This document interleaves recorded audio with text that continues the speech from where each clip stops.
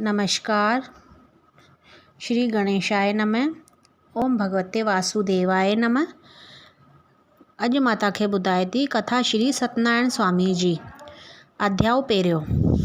के समय हिकु ॾींहुं नेमार्शे तीर्थ ते शौंगादी 88,000 ऋषि पाण में गॾिजी पुराण जे ॼाणंदड़ श्री सूत जी महाराज खां पुछण लॻा त हे स्वामी, व्रतनि जे रखण करे कहिड़ो फल मिले थो ऐं उहो कहिड़ो व्रत आहे जंहिंजे रखण सां संसार जा कष्ट नाश थी वञनि था ऐं मनोकामना पूर्ण थिए थी।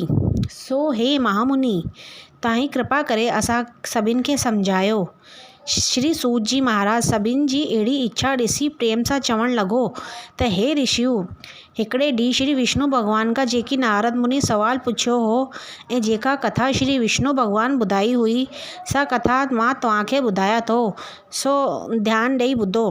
हिकिड़े ॾींहुं नारद मुनि संसारी माण्हुनि जे कल्याण लाइ अनेक लोक घुमंदो आख़िर मृत्यु लोक में आयो ऐं उते जे माण्हुनि खे अनेक क़िस्मनि जे दुखनि में ऐं अनेक जुणियुनि में जन्म वठंदो ॾिसी मनुष्यनि खे पापनि जे करे दुख भोगींदो ॾिसी दया करे वीचार करण लॻो त हिननि वीचारनि जो मोक्ष कीअं थिए ऐं कीअं हिन दुख रूपी सागर मां लंघे पार पवंदी। उहो वीचार करे नारद मुनि वीणा वॼाईंदो हरिगुण ॻाईंदो वैकुंठ धाम वियो। नारद मुनि वैकुंठ में अची विष्णु भॻवान जो दर्शन करे प्रसन्न थियो ऐं हथ जोड़े वेनती करण लॻो त हे कमलापति लक्ष्मीनाथ, तुंहिंजो अंत न आहे, तूं माया खां रहित आहीं, सृष्टिकर्ता आहीं, तव्हांखे मुंहिंजो वारो वारो नमस्कार आहे। हे देवनि जा देव चतुर्भुज, तूं भक्तनि जे आपदा टारण लाइ समर्थ आहीं, सो हे टिनी लोकनि जा नाथ, तव्हांखे मुंहिंजो वारो वारो नमस्कार आहे। जॾहिं ही नारद मुनि श्री विष्णु भॻवान जी इहा स्तुति करे रहियो हो तॾहिं ही श्री विष्णु भॻवान ख़ुशि थी नारद खे चवण लॻो त हे मुनि, तूं कहिड़ी मनोकामना रखी हेॾो पंधु करे मूं वटि आयो आहीं। मां तो ते हमेशह प्रसन्न आहियां, तुंहिंजी जेका मनोकामना हुजे सा मूंखे ॿुधायो त पूरी कयां। नारद मुनि श्री विष्णु भॻवान जा इहा वचन ॿुधी प्रसन्न थी हथ जोड़े चवण लॻो त हे भॻवान, मूं सभु लोक घुमी ॾिठा आहिनि पर मृत्यु लोक जहिड़ो हाल मूं किथे कोन ॾिठो। वीचारा माण्हू अनेक क़िस्मनि जे दुखनि ऐं कष्टनि खे भोगे रहिया आहिनि। के त नीच जुणियुनि में जनम वठी पाप कर्म करे दुखी थी रहिया आहिनि। हे दयालु, हाणे कृपा करे अहिड़ो को सवलो उपाय ॿुधायो जंहिंजे करण सां उन्हनि जा कष्ट दूर थियंदा। श्री विष्णु भॻवान नारद मुनि जा अहिड़ा प्रेम भरिया वचन ॿुधी चवण लॻो त हे नारद मुनि, तोखे शाबाश हुजे जो दुखी माण्हुनि जे कल्याण लाइ उपकार कयो आहे, तंहिंजे लाइ मूंखे ॾाढी ख़ुशी थी आहे। हाणे मां तोखे हिकिड़ो अहिड़ो सवलो रस्तो ॿुधायां थो जंहिंजे करण सां दुखी मनुष्य अनेक दुखनि खां छुटी सुख खे प्राप्त थींदो, सो तूं ध्यानु ॾेई ॿुध। घणनि ई फलनि जो ॾींदड़ मनोकामना पूरी करण वारो हिकिड़ो वॾो महापवित्र व्रत आहे, तंहिंजो रस्तो मां अॼु ताईं कंहिंखे कोन ॿुधायो आहे। हे नारद मुनि, उहो व्रत स्वर्ग में देवताउनि खे मिलण बि मुश्किल आहे। मां तुंहिंजे अहिड़े परोपकार ऐं सिक खे ॾिसी ॿुधायां थो। उहो व्रत श्री सत्यनारायण स्वामी जो आहे जंहिंखे रखण सां दुखियुनि जा दुख नाश थी वञनि था, अन्न धन जो वाधारो थिए थो ऐं संतान जो सुख प्राप्त थिए थो। श्री विष्णु भॻवान जा इहे वचन ॿुधी नारद मुनि हथ जोड़े पुछण लॻो त हे कृपा निधान, उन व्रत रखण जी विधि कहिड़ी आहे ऐं फल कहिड़ो आहे, कहिड़े ॾींहुं इहो व्रत रखिजे, सो कृपा करे ॿुधायो। नारद मुनि जा इहे वचन ॿुधी श्री विष्णु भॻवान चवण लॻो त हे नारद मुनि, दुखियुनि ऐं शोकनि खे नाश करण वारो, अन्न ऐं धन जे वाधारो करण वारो महापवित्र व्रत आहे। पूर्णमासी उमास या एकादशी जे ॾींहुं रखिजे। शाम जो पंहिंजे कुटुंब समेत गुणवान ब्राह्मण खे घुराए श्री सत्यनारायण स्वामी जी पूजा करे चूरी सवा सेर जी या 5 सेरनि जे अटे में खंडु या गुड़ विझी मनसी केवड़े जी फरियूं विझी श्रद्धा सां श्री सत्यनारायण जी कथा करे आरती करे ब्राह्मण खे शक्तिअ आहिर दान ॾेई भोजन कराए पोइ जेके कथा ॿुधण लाइ आया हुजनि तिन खे प्रसाद ॾेई पांडवी प्रसाद वठी व्रत छोड़िजे। अहिड़ी तरह हिन व्रत रखण करे मनुष्यनि जी मनोकामना पूरी थींदी। इति श्री स्कंद पुराण जे रेवाखंड में श्री सत्यनारायण स्वामी जे कथा जो पहिरियों अध्याय समाप्त थियो। बोल श्री सत्यनारायण स्वामी की जय। बोल लक्ष्मी नारायण भगवान की जय। अध्याय ॿियो। श्री सूत जी महाराज शौंकादी ऋषियुनि खे चवणु लॻो त हे ऋषियो, श्री विष्णु भॻवानु नारद मुनि खे चवणु लॻो त हे नारद, इहो श्री सत्यनारायण स्वामी जो विर्त रखी जंहिं बि फल पातो आहे सा कथा आउं तोखे ॿुधायां थो, तूं चित लाइ ॿुध। काशी में शतानंद नाले हिकु तमामु ग़रीब ब्राह्मण रहंदो हो। उहो वीचारो बुख ऐं उन खां तंग थी रोज़ पेट पालण लाइ शहर में भिख्या वठणु वेंदो हो, मगर उन मथां कंहिंखे बि दया कोन ईंदी हुई जो खणी रोटी जो टुकड़ो ॾे। हुनजो इहो हाल ॾिसी श्री विष्णु भॻवानु हुन ते दया कई ऐं हिकु बूढ़े ब्राह्मण जो रूप धारे उन वटि आयो ऐं शतानन खां पुछणु लॻो त हे ब्राह्मण, तूं छो अहिड़ो व्याकुल ऐं दुखी गुज़ारे रहियो आहीं?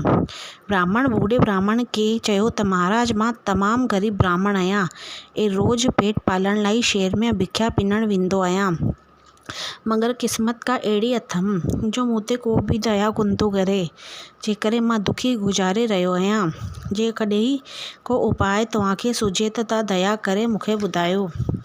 बूढ़े ब्राह्मण जे रूप में विष्णु भॻवानु चवणु लॻो त हे ब्राह्मण, हिकु उपाय आहे जंहिंजे करण सां तूं दुखनि खां छुटकारो पाए सुख गुज़ारींदे।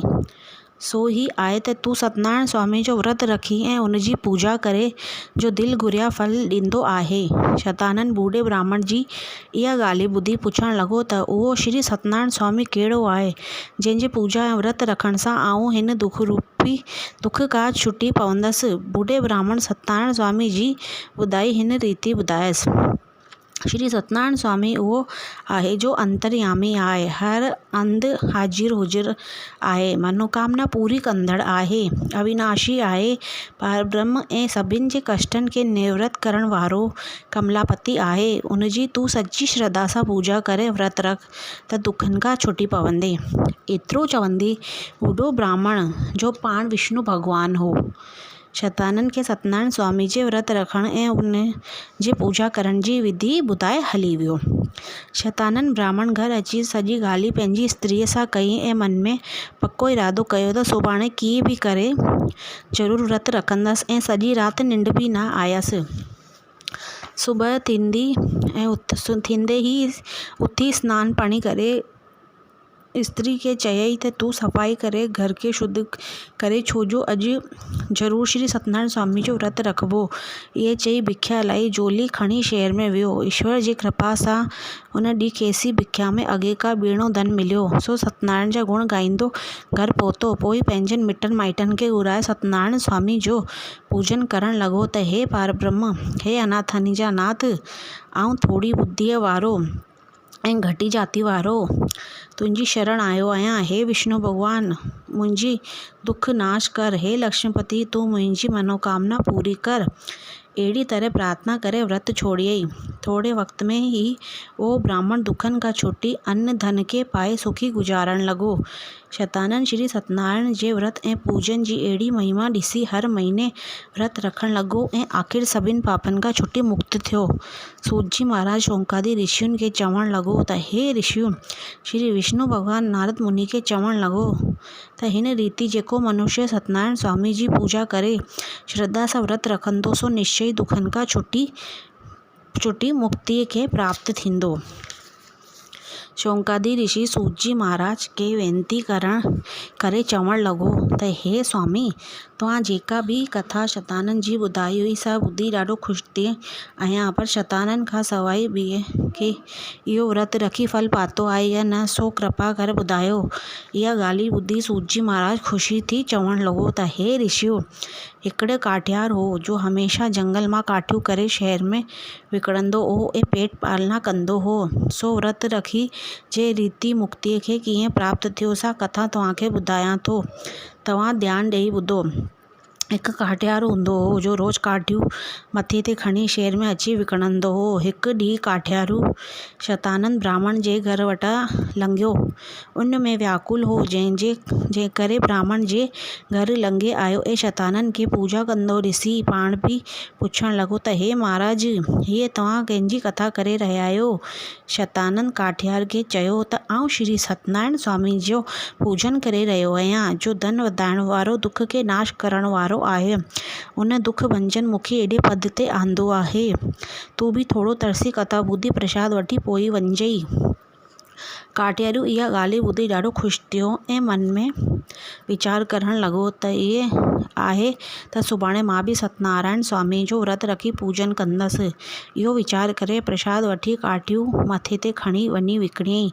ईश्वर जे दया खां खेसि उन ॾींहुं काठियुनि मां ॿीणा पैसा मिलिया, जंहिं वठी ख़ुशि थी बाज़ार मां पूजा जो सामान वठी घर आयो ऐं पंहिंजनि मिटनि माइटनि सां गॾिजी श्री सत्यनारायण स्वामी जो विर्तु रखी पूजा पाठ करे विष्णु भॻवान खे प्रसन्न कयो। विर्तु रखण करे उन काठियार जूं सभु मनोकामना पूरी थींदियूं रहियूं ऐं दुनिया जा सभु सुख भोगे अंत में मुक्त थियो।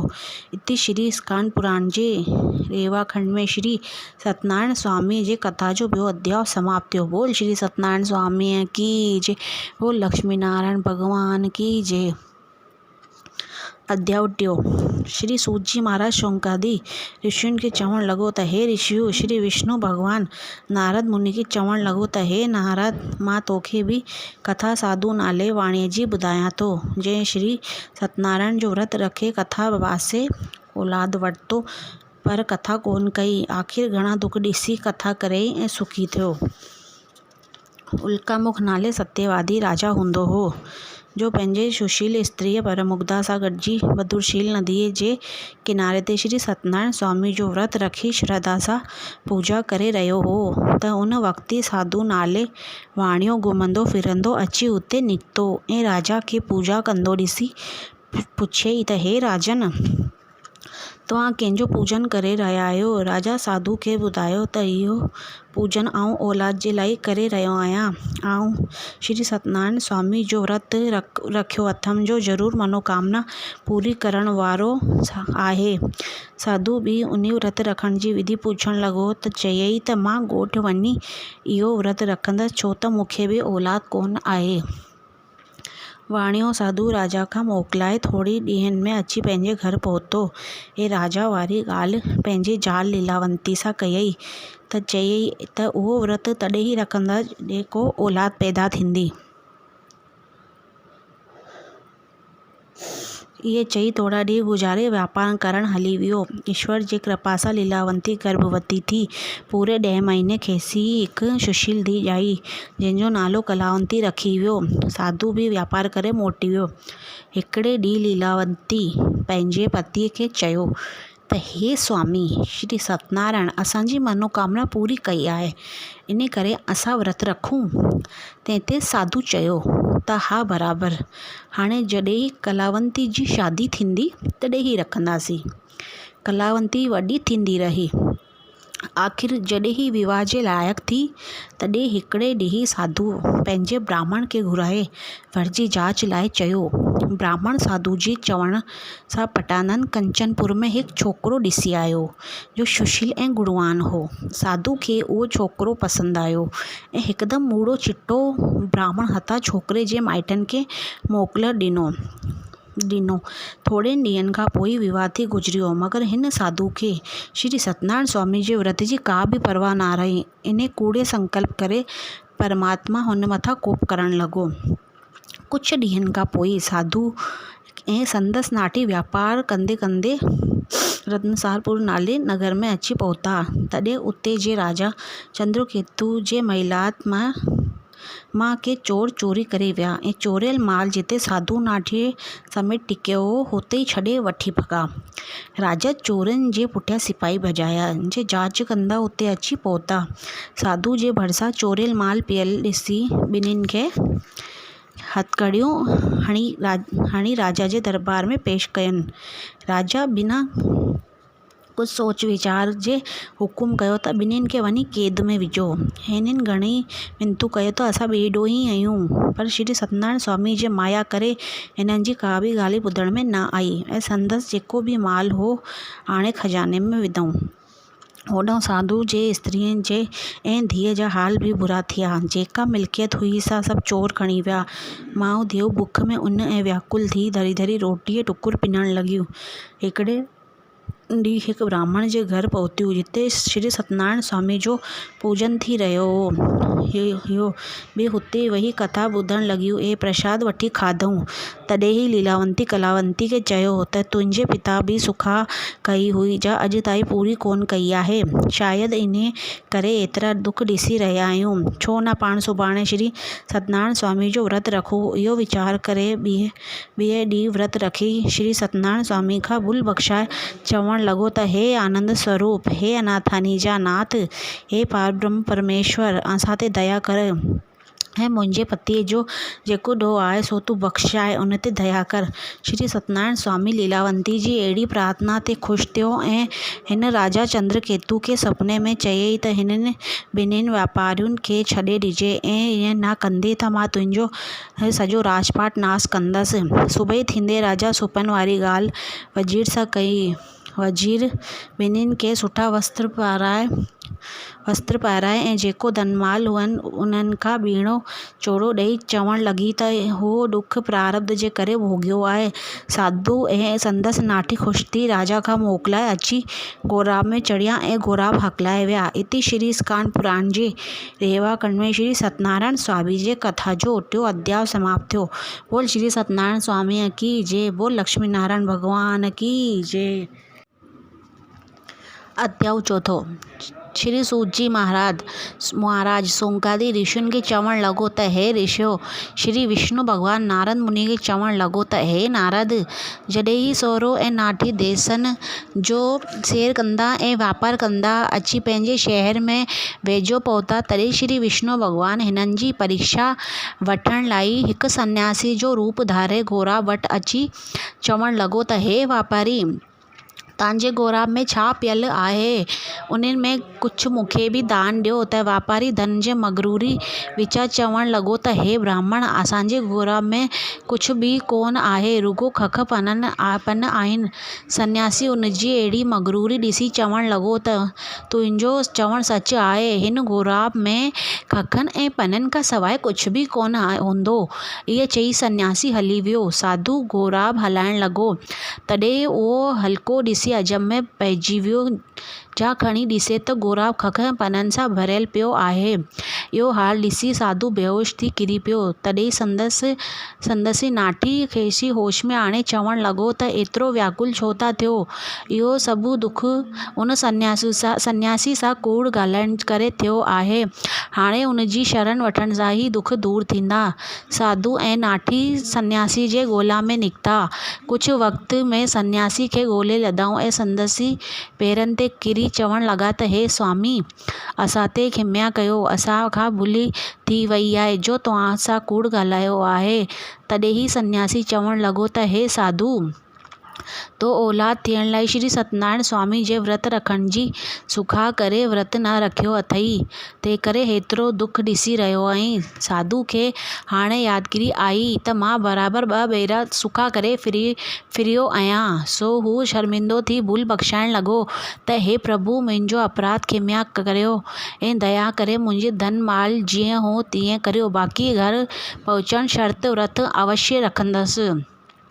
श्री सत्यनारायण स्वामी साधू जी वेनती ॿुधी हुन मथां प्रसन्न थियो ऐं मन घुरियो वर ॾेई अंतर्ध्यान थी वियो। साधू बि गोराब में अॻे वांगुरु धन माल ॾिसी ख़ुशि थियो ऐं पंहिंजे शहर ॾांहुं वञण लॻो। थोरनि ॾींहंनि में अची पंहिंजे शहर में वेझो पहुतो।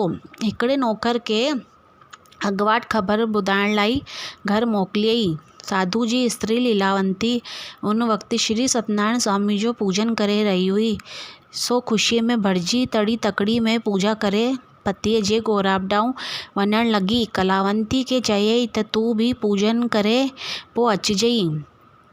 कलावती बि ख़ुशी में भरिजी जहिड़ी तेड़ी पूजा करे प्रसाद छॾे मां जे पुठियां हली वई। प्रसाद जो निराधार करे परमात्मा अहिड़ी त माया पखेड़ी जो कलावती अञा गोराब वटि मस पहुती त उहो अची ॿुॾण लॻो। अहिड़ो हाल ॾिसी कलावती बेहोश थी किरी पई। माण्स बि खेसि होश में आणे धीरज ॾियण लॻी। साधू अहिड़ो हाल ॾिसी श्री सत्यनारायण स्वामी खे वरलाप करे चवण लॻो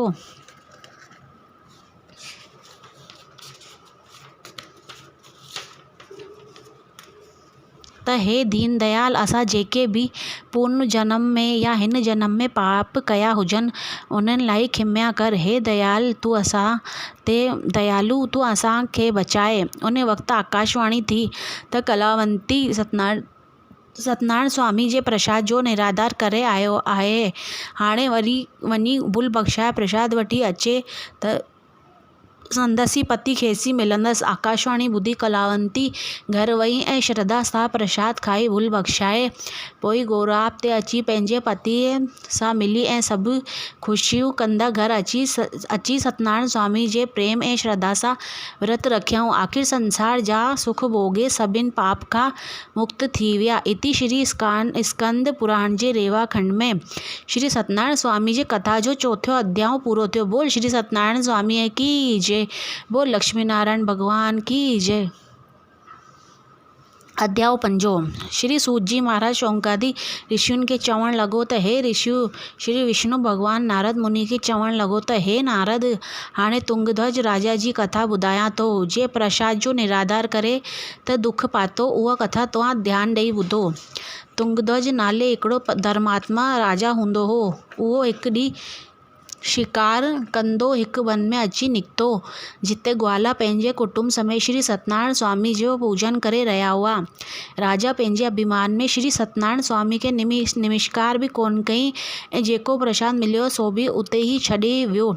प्रभु जी माया अहिड़ी थी कि खेसि जेके 100 पुट हुआ सभु मरी विया ऐं धन माल बि नाश थी विया। राजा इहो हाल ॾिसी ॾाढो दुखी थियो ऐं वीचार करणु लॻो त ही सभु कूड़ो अभिमान जे करण जो ई फल आहे जो श्री सत्यनारायण स्वामी जे प्रसाद जो निराधार कयो अथमि। इहो वीचार करे राजा वरी ग्वालनि वटि आयो ऐं श्री सत्यनारायण स्वामी जे मूर्ति अॻियां हथ जोड़े ॾाढो पछताइणु लॻो। पोइ प्रसाद वठी खाधई ऐं चरणामृत आणे पंहिंजे पुटनि जे मुख में विधई त सभई उथी खड़ा थी विया ऐं धन माल बि अॻे वांगुरु थी वियो। राजा इहो ॾिसी ॾाढो ख़ुशि थियो ऐं उन ॾींहं खां वठी श्री सत्यनारायण स्वामी जो नियम सां विर्त रखणु लॻो। आख़िर संसारी सभु सुख भोगे मुक्त थियो। सूत जी महाराज चवणु लॻो त हे ऋषियो, श्री विष्णु भॻवानु नारद मुनि खे चवणु लॻो त सत्यनारायण जी कथा तोखे ॿुधायां थो। जिने बि रखी तिने फल पातो आहे। कलयुग में ही विर्त फल ॾींदड़ आहे ऐं अंत में वैकुंठ धाम पहुचाइण वारो आहे। जेके बि हिन विर्त खे सची श्रद्धा सां रखंदा तिन जी सभु मनोकामना पूरी थींदियूं ऐं अन्न धन जो पीणी वाधारो थींदो, वंश वधंदो, घणे वक़्त ताईं दुनिया जे सुखनि खे भोगे वैकुंठ में वञी मुक्त थींदो। हे नारद, जिन इहो विर्त रखी मुक्ति प्राप्त कई आहे तिन जा पुनर्जन्म जा नाला ॿुध। शतानंद ब्राह्मण सुदामे जो जन्म वरितो, जो श्री कृष्ण जो भक्त थी मुक्त थियो। काठियार धीराज जो जन्म वरितो, जो भीलनी जो राजा थियो ऐं श्री रामचंद्र जी भक्ति करे मुक्त थियो। उल्कामुख नाले राजा दशरथ जो जन्म वरितो, जो श्री रघुनाथ जा ध्यान धरे मुक्त थियो। साधु नाले वाणीअ राजा मोरध्वज जो जन्म वरितो, जंहिं पंहिंजो अधु शरीर कारे सां चीरे ऐं श्री कृष्ण भॻवान खे अर्पण करे मुक्त थियो। तुंगध्वज राजा स्वयंभू मनु जो जन्म वरितो, जो धर्म नीति राज करे मुक्त थियो। जो मनुष्य श्री सत्यनारायण स्वामी जो व्रत रखे थो या कथा ॿुधे थो, संसार जे दुखनि खां छुटी मोक्ष पाए थो ऐं जन्म मरण जे चक्कर खां छुटे थो। इति श्री स्कंद पुराण जे रेवा खंड में श्री सत्यनारायण स्वामी जे कथा जो 5 अध्याय समाप्त थियो। बोल श्री सत्यनारायण स्वामी की जय। बोल लक्ष्मी नारायण भगवान की जय। आरती श्री सत्यनारायण स्वामी की। ओम जय लक्ष्मी रमणा स्वामी जय लक्ष्मी रमणा। सत्यनारायण स्वामी सत्यनारायण स्वामी जिन पातक हरणा। ओम जय लक्ष्मी रमणा।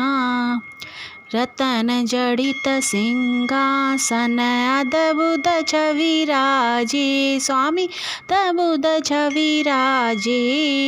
नारद कहते निरंजन नारद कहते रंजन घंटा धुनि बाजे। ओम जय लक्ष्मी रमणा।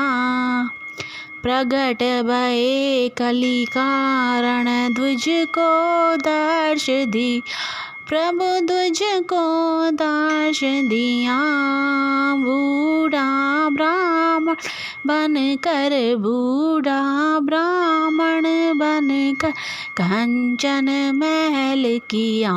ओम जय लक्ष्मी रमणा। दुर्बल वीर कटिकार, जिन पर कृपा करी, स्वामी जिन पर कृपा करी। चंद्रचूर एक राजा, चंद्रचूर एक राजा, जिनकी विपत हरी। ओम जय लक्ष्मी रमणा।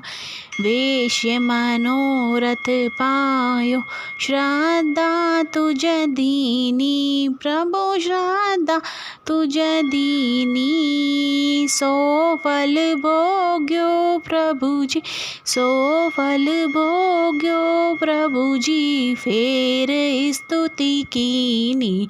ओम जय लक्ष्मी रमणा। भाव भक्तिया के कारण जिन जिन रूप धर्या, प्रभु जिन जिन रूप धर्या।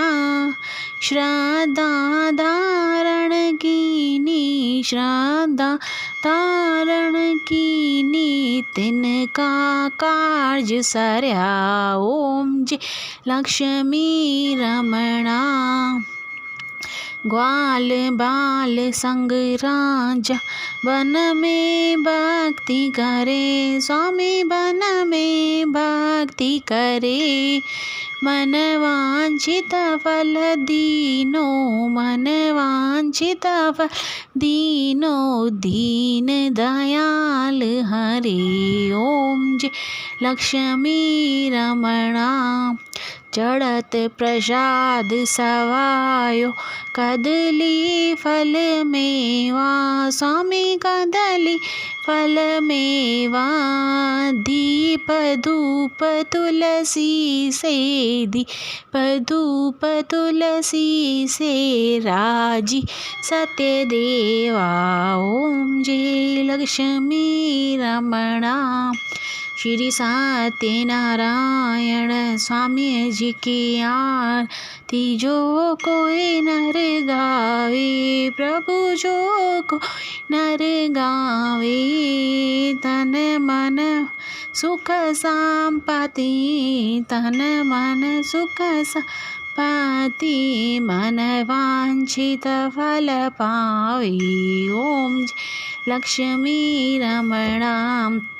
जय लक्ष्मी रमणा, स्वामी जय लक्ष्मी रमणा। सत्यनारायण स्वामी, सत्यनारायण स्वामी, जिन पातक हरणा। ओम जय लक्ष्मी रमणा। बोल श्री सत्यनारायण स्वामी की जय, बोल लक्ष्मी नारायण भगवान की जय, बोल आज के आनंद की जय।